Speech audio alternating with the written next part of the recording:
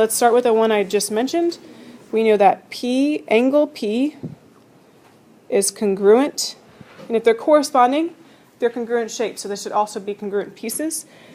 Angle P is congruent to angle P prime.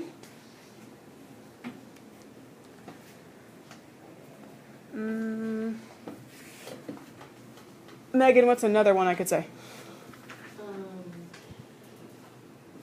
We could say that the angle of like x is congruent to x prime. Yep. And it's not always going to be lovely like this where the letters are actually the same and it's just prime and not prime. But this case it is.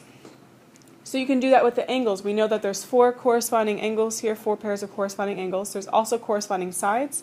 I can say that side length QR. And remember, if we're going to use a congruent symbol, this guy, you have to put that segment marking above the 2 letters. So QR with that line right above it, the segment marking, is congruent to, that would be Q prime, R prime. This is why we're not going to list them all out, because that would be annoying to write them all out. But we know that those ones are corresponding because they're in the same relative position, the shapes are facing the same way. And the shapes are congruent. This next part, the naming, that's where we get a little messed up. The way you name a figure matters. You must name the corresponding vertices in the same order. Let's see how you do. Let's say we want to call this one triangle ABC. What's the next one called? Is it DEF or is it FED? It's actually FED, and here's why. First off, make a note for yourself, not always alphabetical. Sometimes it'll work out like that. And let's see if I can spell this right. Alphabetical. But a lot of the times, it won't necessarily. So on this one, it's A, B, C. We started, these are both oriented the same way. We started with the one that was in the bottom left. Look at the markings. Which angle is angle A congruent to? A is congruent to F. B is congruent to E. C is congruent to D. It's not alphabetical, but it doesn't matter. What matters is look at the picture and look at the markings. A is corresponding to F, and so if you're going to write this, it has to say, you have an example down here, triangle ABC is congruent to triangle FED. You have to keep the same order. So look at the markings. That's what we care about. We do not care about alphabetizing things. So you can make another little note for yourself. Look at the markings. Specifically the angle markings, I would say, is more helpful.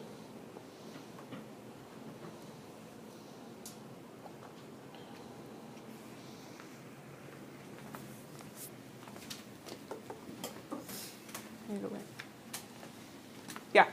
Is EFD the same thing as angle F? EFD, yeah, the angles are the same. But it's the same thing as Yeah. angle F. So unless this triangle is attached to like another triangle, it's okay to go ahead and just call it angle F. That's fine. Good question. Let's go ahead and name another one. So the second example you have here is BCA. So if we go BCA, then if we start at B, which letterhead do we have to start with on the other one? E. E, D, F. Because it was, you can see it. B, C, A, E, D, F. So triangle BCA, I'm doing this down here, is congruent to triangle EDF. Order matters, but not because it's alphabetical. What matters is do the corresponding congruent angles line up. If they don't, then you did it wrong.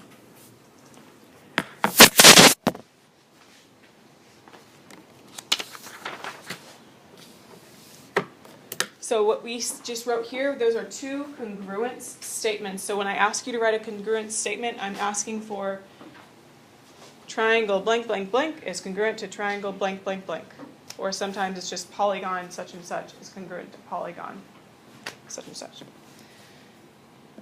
Okay, moving on to the next one. We're going to write a congruent statement for these two triangles. Now that last one, they were facing the same way. That's not always going to be the case. In fact, most of the time, they're going to be oriented in different directions, and so you're going to actually have to think about it and look at the markings carefully, and that's why it gets a little bit confusing.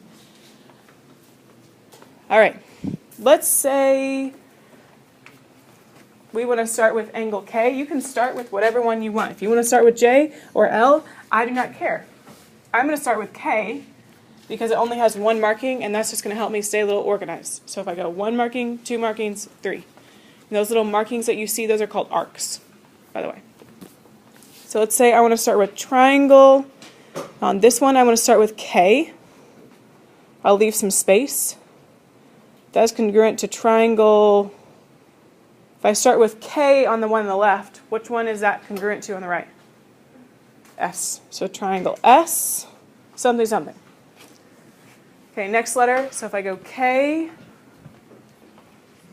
and then let's say we go L next, because that one has 2 arcs. K, L. Which one is L congruent to? Look at the markings. R has 2 markings up here as well on R. Okay, so K, L, and then the last one's obviously J. J is corresponding to what? T. It says to identify all pairs of congruent corresponding parts. We're not going to identify all pairs, but we will identify some of them.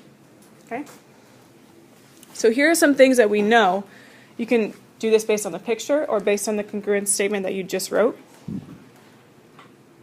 We know that, for instance, angle K is congruent to what?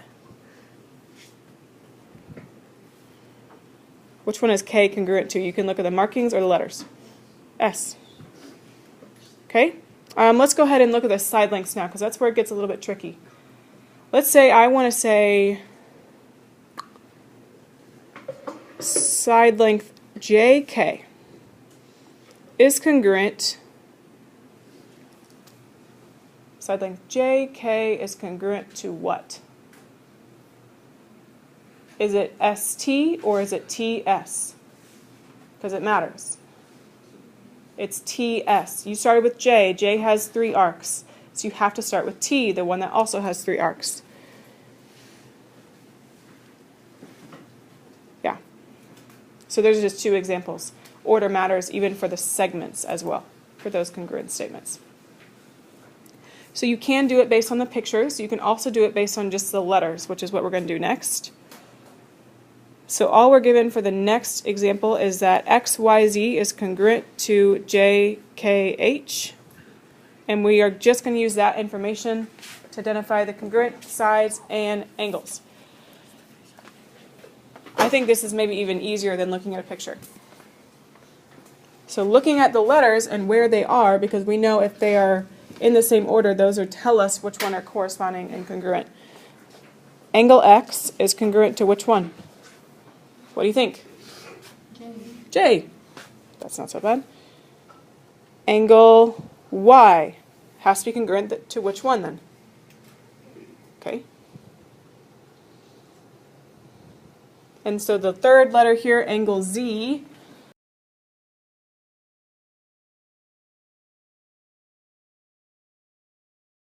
angle Z, oh, did it go away? I accidentally clicked the button. Hold on. It's magic how it does that.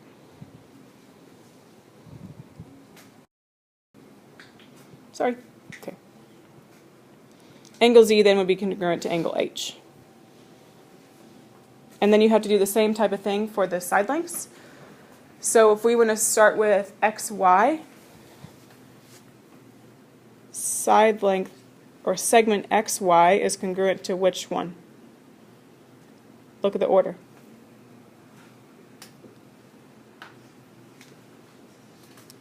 Which one is congruent to XY? J, okay? And you just keep going. So then we can say YZ is congruent to which one? KH. And then I would take the last letter and the first letter. So you can do ZX is also congruent to HJ. Last first. And you can switch the order of these letters, but if you do it to one side, you have to do it to the other. All right. Last few things. So some algebra, looking at pictures and making sure you find corresponding parts and write equations correctly. In the diagram, you're given that DEFG is congruent to SPQR. So these ones have been rotated, so they're not facing the same directions. You'll have to either use the letters or you have to think about how it's been turned to match up the corresponding parts. First thing, we're going to find the value of x. You have to use this side length in order to do that because the angle 6y plus x has another variable in it, so you wouldn't be able to solve that. So we have to use 2x minus 4. Which one is corresponding to QR? You can look at the statement. It's not GF, close. It's FG. Look at the statement. It says QR, so it's FG, FG. So I understand this is a second segment, but I'm going to be picky about the letters since we just talked about that. So it's corresponding to the one that's 12. So you can write your equation now. 2x minus 4 equals 12.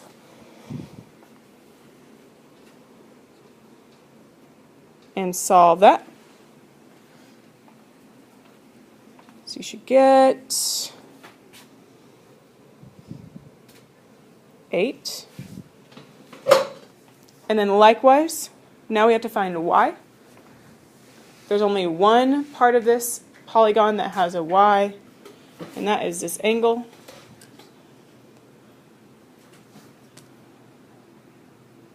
So that's angle Q. Which angle does angle Q correspond to? Angle F. And you can tell because it's a third letter, so it has to be the third letter in the other, or you can just think about turning that shape and matching them up. So 68 equals 6y plus x. What should I put instead of x? X is equal to 8. So you can solve that now.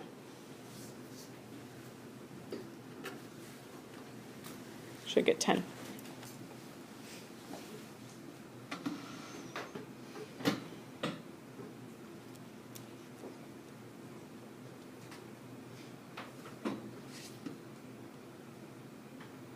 Okay, and the last thing we need to talk about is third angle theorem. If you know that two angles of a triangle are congruent, then the third angle is also congruent.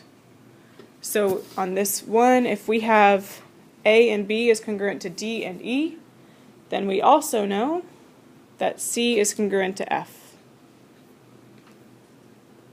because they have to add up to 180. And the only way to do that is if all three angles are the same. So those two are also congruent. So if you got 2, you can say the third is also congruent. So we're going to apply that for this last question. Find the measure of angle BDC. Sometimes it's helpful to draw the two triangles separately, and that's what I'm going to do. We'll start with ADC. I'll do my best. Or no, ACD, ACD. We know that A has 1 mark, D has 2. I'm just copying this directly from what I see here on the diagram.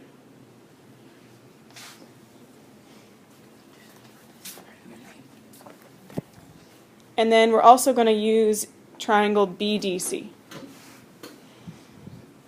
I'm just going to flip that. So I'm looking at this one.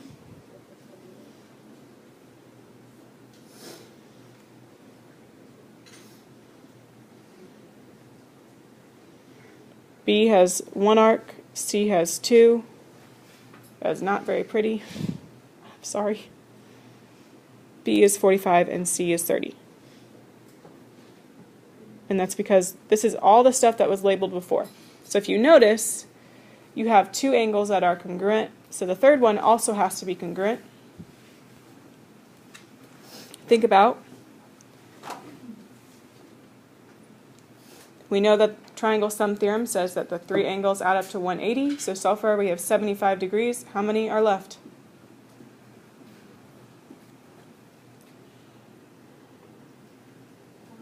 105.